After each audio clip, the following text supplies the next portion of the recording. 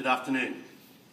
My name is Graham. I'd like to firstly thank Donate Life Australia for asking me to speak today, and I intend to keep it as light as I can, otherwise I think the emotions could take over. My wife Judith and I moved to the Sunshine Coast in 1999, and shortly after arriving I went to my GP complaining of being short of breath on the onset of exercise. Fortunately, he sent me to a specialist who diagnosed me with having interstitial pulmonary fibrosis, or IPF.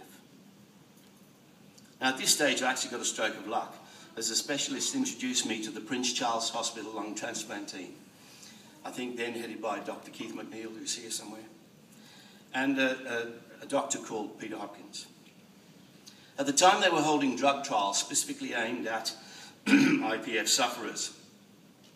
I used to annoy them by calling it an experiment. How's the experiment going, Doc, I would say? And they would say, it's a trial, it's a trial. The good thing was that from then on I came under their care. The IPF gradually took its course until 2003 became aggressive and I was accepted to the lung transplant waiting list. Then came the wait that many other recipients in this room have experienced, and unfortunately a wait that many have not made it through, and even more tragically, will not make it through in the future. In 2004, we got the call. Later that day, I received a double lung transplant. Like the majority of patients, I was expecting to be breathing away on my own on about day 2 and off to the ward recovering in a few days. Unfortunately, that was not to be. I needed some extra support and my recovery was a little slower than expected. Approximately 1 month after entering the Prince Charles Hospital, I went home.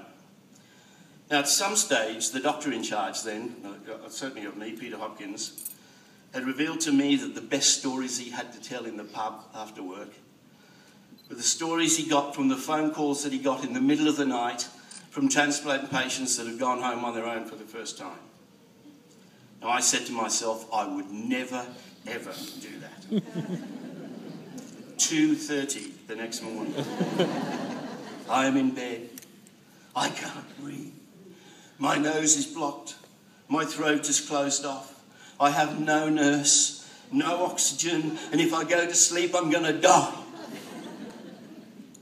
Now, this man, Peter Hopkins, not only a very good medico, he's also charming and good looking, so you have to hate him. 2:35 a.m. Morning, Doc. Sorry to wake you. That's all right, Graham. I was in the kitchen making a cup of tea. Now, he's not only all of the above things, he's a consummate liar. Because there was no way in the world he was in the kitchen at 2:30 making a cup of tea. But he calmed me down, went through the process and the routine. And then I think he said something like, look, you don't have to sleep if you don't want to. You can sit up and watch TV, or you can read, whatever you want to do. That's why I found myself at 4 in the morning on the telephone with a credit card ordering a knife that can actually cut through shoes.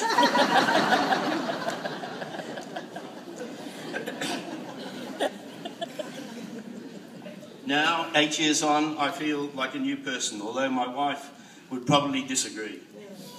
I'm working 3 days a week as a business consultant and enjoying a life that I didn't have for many years, and I'm looking forward to many more. Since the transplant, I've taken up writing, some short stories, poems, articles, and I'm trying to complete that novel that most of us have in our head. I also very much enjoy wildlife photography and spend as much time as I can in the bush. Having the transplant has given me many things. One of the most important of these things, apart from the obvious, is that I feel that I have an extra conscience.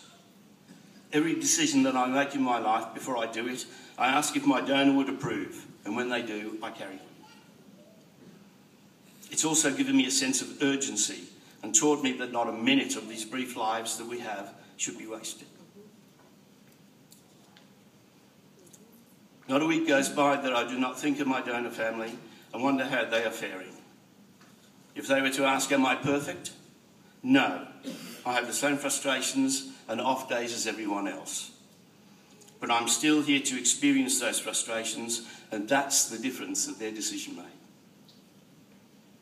Finally, I mentioned that I've been doing quite a bit of writing since the transplant, but I can tell you that there is no thesaurus or dictionary that can help me put words on a page to explain what it means to be given this gift.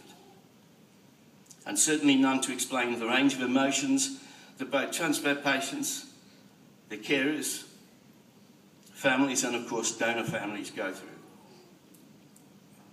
To all the professionals involved in donation and transplant, but mainly today to all donors and their friends, we transplantees say thank you, thank you.